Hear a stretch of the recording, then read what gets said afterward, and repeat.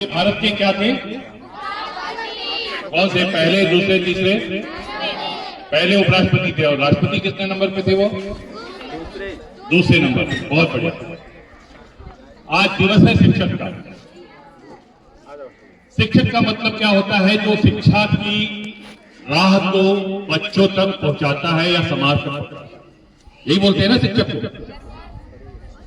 हमारा ये मानना है, मयूर यूनिकोटर्स का ये मानना है कि शिक्षक दिवस एक ऐसा दिवस है जो पूरे उत्साह के साथ मनाना चाहिए, पूरे जोश के साथ मनाना चाहिए और इस व्यवस्था के साथ मनाना चाहिए कि किसी भी शिक्षक के चेहरे पर उस दिन पूर्ण रूप से मुस्कान रहे। हालांकि शिक्षक को ये ज्ञान होता है क्योंकि उसको ये शिक्षा का जब ट्रेनिंग मिलती है, बीएड की जब ट्रेनिंग मिलती है, तभी ये बता दिया जाता है कि आपका काम है उन बुझे चेहरों पे मुस्कान लाना, उन शोषित चेहरों पे मुस्कान लाना, उन मजदूर चेहरों पे मुस्कान लाना जो समाज से हट चुके हैं, जिनको समाज कहीं मानता नहीं है, जिनको समाज कहीं जानता नहीं है। और ऐसे लोगों को वो शिक्षक अपने जीवन में अर्जित ज्ञान, अपने जीवन में अर्जित संचय, जितना भी बुद्धि का प्रकोष्ठ विद्वान के रूप में वो उसको समझाता है और हर एक बच्चे में उसकी रुचि और उसकी ज्ञान के अनुसार उसमें संचित करता रहता है। एक शिक्षक अपने जीवन में कभी भी ये नहीं सोचता कि मेरा कार्यकाल पूरा हो गया। वो अपने मरते दम तक अपनी शिक्षा के जो ज्ञान को हर बच्चों तक पहुंचाने का कोशिश करता है। इसका सबसे बड़ा उदाहरण आपके सामने छोटू राम सर बैठे हैं। हालांकि उनको रिटायर हुए बहुत साल हो गए, लेकिन आप उनकी अंदर की इच्छा देखिए, जिजीविसा देखिए कि वो आज भी आपके विद्यालय में आते हैं, आप भी आपको देखते हैं और शिक्षकों से उतनी स्नेह के साथ मिलते हैं जितना उन्होंने जब शिक्षा ली थी। जब वो टीचर बने थे तब उनकी उम्र में ये कहीं नहीं आया कि मैं अब शिक्षक नहीं रहा। मैं सही कह रहा हूँ सर? आप सब भी ये जाके उदाहरण उस बात का। मुझे तो 2000 वर्ष में पहली कक्षा लेकर कॉलेज जब छोड़ा ना, उस दिन तक का पूरा जीवन का मेरा रिवीजन हो जाता है। बहुत बढ़िया। तो ये एक शिक्षक की सच्ची पहचान है क्योंकि उसके अंदर ये चीज सिखाई जाती है कि हमें जीवन में जो भी हमें प्राप्त हुआ है वो हमें बच्चों में हर हाल में वापस प्राप्त करना है और हर बार नए तरीके से करना है, नए जोश के साथ करना है। आपके विद्यालय के शिक्षक, मेरा ये मानना है कि जबरदस्त है।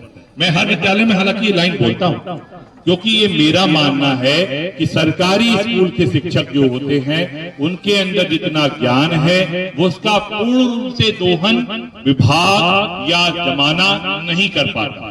और इसका दोहन सबसे अच्छा करने का तरीका है कि बच्चे जितना ज्यादा टीचर के संपर्क में आएंगे, जितना ज्यादा उनको छेड़ेंगे, जितना ज्यादा उनको पूछेंगे, वो ज्ञान उतना ज्यादा उन तक आता रहेगा। पढ़ाई का बहुत बढ़िया तरीका होता है कि जितने प्रश्न आपके अंदर बनेंगे उतने प्रश्न बच्चों तक जाएंगे और टीचर उसका जवाब देने के लिए मजबूर होगा, वो तैयारी करके आने के लिए मजबूर होगा। ये मेरा कहना एकदम सही है क्योंकि जितना प्रश्न होता है, अच्छे शिक्षक जो होते हैं वो सुबह उठ करके पहले प्रश्नों की तैयारी करते हैं क्योंकि उनके क्लास के 3-4 बच्चे हमेशा याद रखते हैं। मेरे पास अभी कल एक शिक्षक का फोन आया था, वो कह रहा था कि 2-3 टीचर तो ऐसे हैं कि वो हमारा परीक्षा लेने का हर हाल में प्रतिदिन कोशिश करते हैं। कैसे करते हैं?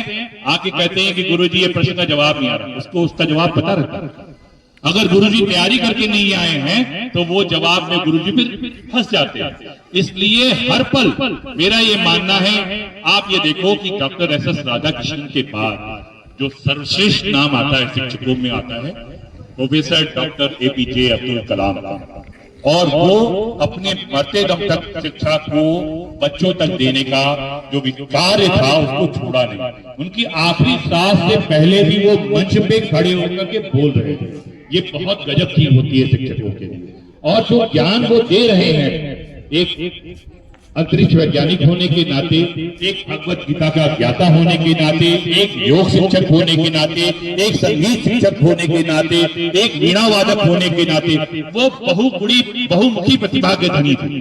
और वो ऐसी प्रतिभा रहे कि हमको ये मानना पड़ेगा कि उनके बाद ऐसा शिक्षक तैयार होने में अभी वर्षों लग जाएंगे।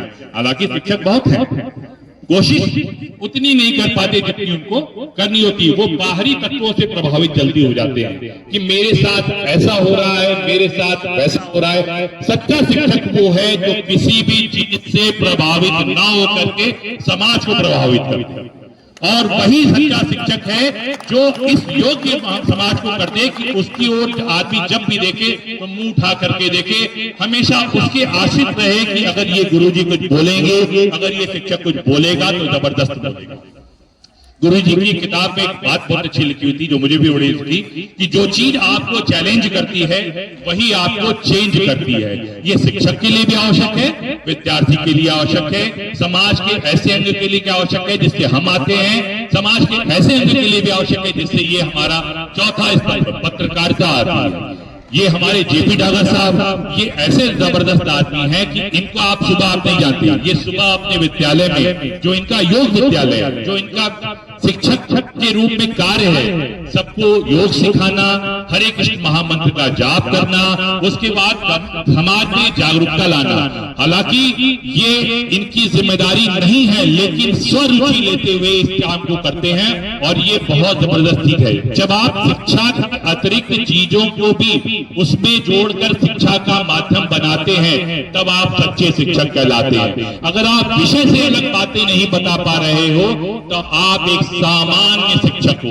अगर विषय से इतर बातें भी बताते हो, चाहे संगीत हो, चाहे सामान्य ज्ञान हो, चाहे विश्व ज्ञान हो, चाहे अंतरिक्ष ज्ञान हो, तो आप शिक्षक के रूप में और सशक्त होगे, और सफल होगे, और आदर्श होगे।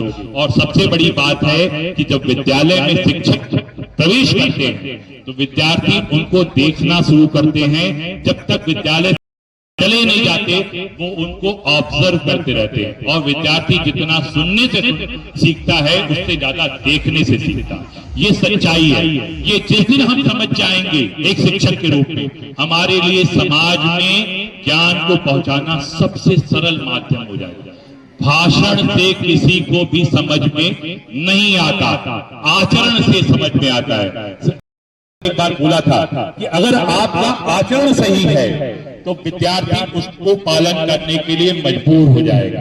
अगर आपका भाषण सही है तो उसका सिर्फ 5% उसको याद रह जाएगा। तो शिक्षकों से एक शिक्षा लेने वाली बात यह भी है बच्चों कि अपना भी आचरण हमको सजग रखना चाहिए, सबल रखना चाहिए और समझदारी पूर्वक रखना चाहिए। एक और बात कहूंगा कि कहते हैं कि शिक्षकों के लिए पूछा जाता है, जब बच्चों को सिखाते हैं तो बोलते हैं कि न पूछो मेरी मंजिल कहाँ है, अभी तो सफर का इरादा किया है, न हारूंगा हौसला उम्र भर, ये मैंने किसी से नहीं खुद से वादा किया है। ये हर शिक्षक के जीवन का मूल मंत्र होता है और उसी को वो ये पालन करते हुए विद्यार्थी के अंदर ज्ञान की जो गंगा है वो निरंतर बहाने की कोशिश करते रहते हैं।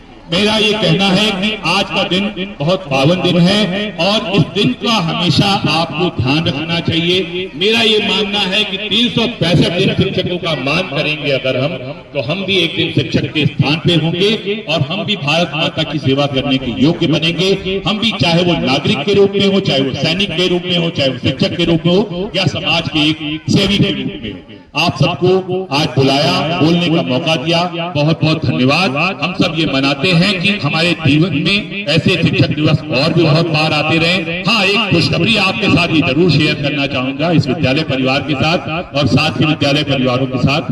कल किरण माता जी से बात हो रही थी कि शिक्षक दिवस पे आप क्या कर रहे हो। हम कुछ तो कर ही रहे हैं, तो कहीं मैं अभी बाहर हूँ, मैं जब बाहर आ जाऊंगी तो एक हम बढ़िया सा कार्यक्रम करेंगे जिसमें सभी शिक्षकों को बुलाएंगे, उनका मान सम्मान करेंगे, उनके साथ भोजन करेंगे, उनके साथ खेल का कार्यक्रम करेंगे, उनके मनोरंजन का कार्य करेंगे। और ये कार्यक्रम हम जल्दी ही तिथि आपको बता देंगे। उसमें बच्चे नहीं रहेंगे, उसमें सिर्फ शिक्षक रहेंगे, क्योंकि शिक्षक ही उस दिन बच्चे होंगे और बच्चों के रूप में वो जिंदगी की रौनक को समझेंगे और हम सब उसमें शिक्षक होंगे। जो हम सब जो होस्ट होंगे वो शिक्षक होंगे। ऐसे करीब 18 विद्यालयों के प्रिंसिपल और शिक्षक वहां उपस्थित होंगे।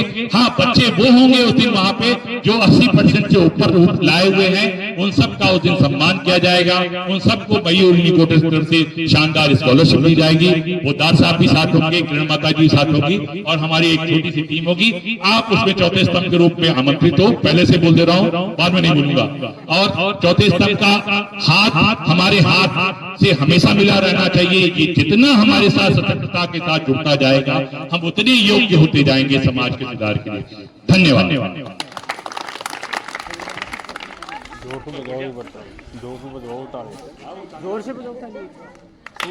बहुत बहुत धन्यवाद।